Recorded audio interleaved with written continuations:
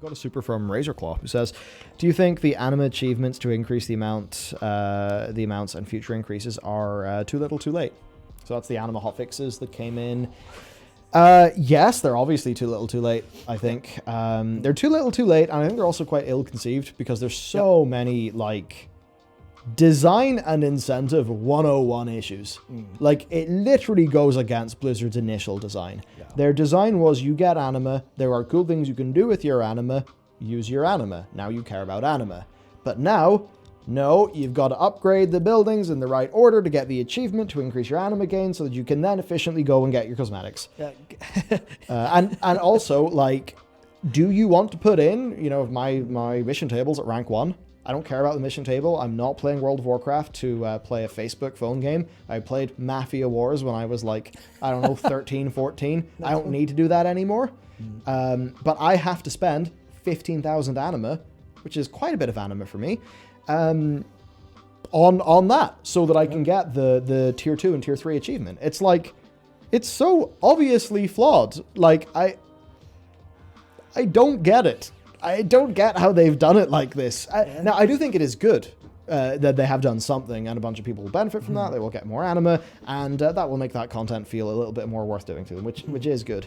But yeah, I think this, I agree, it is too little too late. I think people are already sick of Anima, and it's just that thing. They could make Torghast awesome in 9.1. You and me could be out on the rooftops singing its praises, and still, when we go to our video comments, there'll be loads of people being like, "Oh, don't want to do Torghast. Torghast sucks."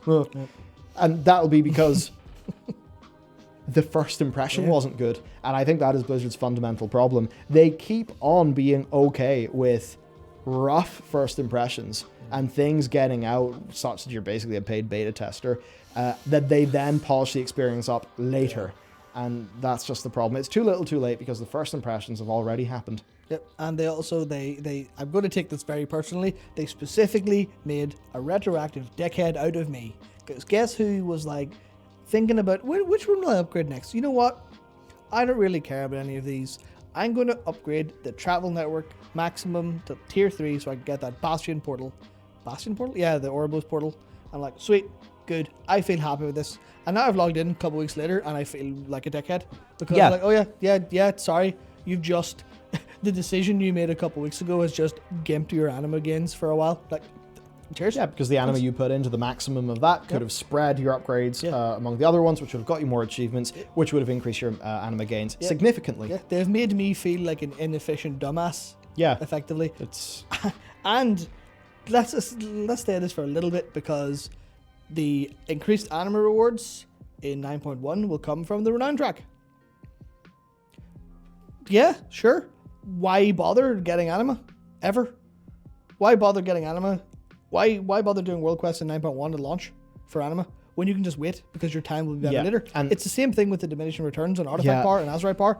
They're just saying, don't play the game yet if you're smart. Yes. It's like, it's that thing where anytime I speak to a Blizzard person, it's part of a PR interview, so I obviously can't get into a real conversation because... it's a PR interview. You can't. It's like that for everyone who does those. But I would just like to find some game designer person and say, why do you design the game in such a way that it trains me not to play it? Because I know that waiting is the right move. Because the game will basically be better. Like with the diminishing returns where the amount of times where you'd count whenever your artifact knowledge would go up, or, the equivalent of artifact knowledge in BFA, and that would actually change how you play the game. You would change how you played the game to game an arbitrary system. And it's like, whenever that's happening, then obviously your stuff is too damn complex, it's too silly, and it's just not fun. When you're sitting there, you're not in Azeroth, you are trying to game the system. You're pulled out of the experience, and I had earlier the big old rant that I did about like how do they keep on walking into the same problems. It's like it just happened again. You're making me feel bad for playing your game or for wanting to play your game. Yeah, it's like, imagine in patch on the Argent tournament patch. Yeah. If you played that for a while and you really ground it out, you got a bunch of the mounts, and then 3 months later they just did something where, oh yeah, if you do this, you'll triple the amount of badges you get or double the amount of badges you get. Then if you ground out those mounts initially, you would feel so stupid and so inefficient because they just made a retroactive change that makes you feel dumb. Yeah. It's a bit despicable, honestly, that both that they launched the game having these issues and then that they just the way they train us not to play the game. And you know, that's why all I have done basically is raiding, because that's the one thing I know they can't take away from me. Yeah. You know, I know that my time spent raiding is like going to be good and fun and not going to be, you know, just corrupted by bizarre game systems and all of the weird things that they keep on pulling. Yeah. Just sad to say, and you know, I'm still happy because as we covered earlier, like the new raid looks awesome, the mega dungeon looks awesome, and none of the systems really feel like they'll get in the way of that. So that's why I'm happy. I'm happy because the bit of the game I want to enjoy the most is being unaffected by typical Team 2 bullshit. Yeah, they will Blizzard will let you play the game without feeling stupid. There you go. Yeah. There you go. Yeah. Aren't you happy about that? Like, oh man. Yeah, it's sure it's something. I've got 2 other super chats from D. Michael Carroll, who said no more echo on my end. I love tech issues. Sergeant Major Cool throwing us $10. Thank you. So next up we've got from Banadonna. Any way to influence Blizzard besides people just stopping playing to not hoard quality of life changes till later and releasing a good product from the get-go? Oh, I can't say what I want to say. I can't in good conscience reference any recent events with any other publisher in any other video game. I must be too tired because I have no idea what you're talking about. No, it's Nier Automata and the Steam issues. Ah, right, yeah. No. No, I actually think that leaving negative reviews of a product is, you know, that is a reasonable thing. And, you know, the Steam reviews for Nier Automata deserved to be lower because the Steam version of that game, which is the thing being reviewed by those Steam reviews, was inferior to something else. So I think those were warranted reviews. Obviously, any angry targeted harassment, not useful. And I think people doing that targeted harassment at specific individuals in the World of Warcraft team is obviously the wrong thing to do, but also is probably a large part of why they seem so in an ivory tower these days, as compared to how they sort of felt at times in the past, where at least Ghostcrawler would talk to us. I mean, they don't even do Q&As anymore. Yeah, they're not let out of their like princess towers, like. Yeah. And it's like, is it because it's a holier than thou situation? Is it because that they're afraid to talk about World of Warcraft because their words could be used against them in the future?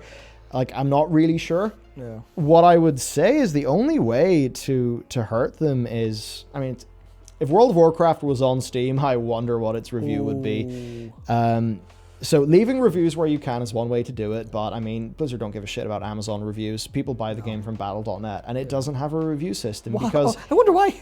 Yeah, if BNet had a review system, like, I mean, the Call of Duty Cold War players, I think they have a lot of concerns right now. It wouldn't look good, and that would be a silly move for Activision to make for their bottom line. Imagine Reforged. Oh, wow. Honestly, the only way to do it is just to unsubscribe from the game and leave an honest exit poll. Yep. I think that is just about all that they listen to, because they clearly listen to players at a very surface level, but I don't think they listen to the essence of players' concerns. No. Because they like make the same thematic mistakes again and again, and I would have felt if they were truly taking what players were saying to heart, then they'd maybe try to change their own thinking. But instead, it's like they try to solve a symptom that players are reporting, and they never really work in the things needed to solve the problem. So that's kind of what goes on. I mean, it's even just like the amount of resistance they had to putting Valor points in the game. And whenever they did put Valor points in the game, they wouldn't even let people get some gear with it. It was only for upgrades. Yeah. And it's like, how much of that is because they wheeled Ian out onto those Q&A streams and consistently just had to have the guy explain why deterministic systems are in fact bad and boring. Whenever players were like, no, we actually want some of that. No. We understand what you're saying. We just disagree.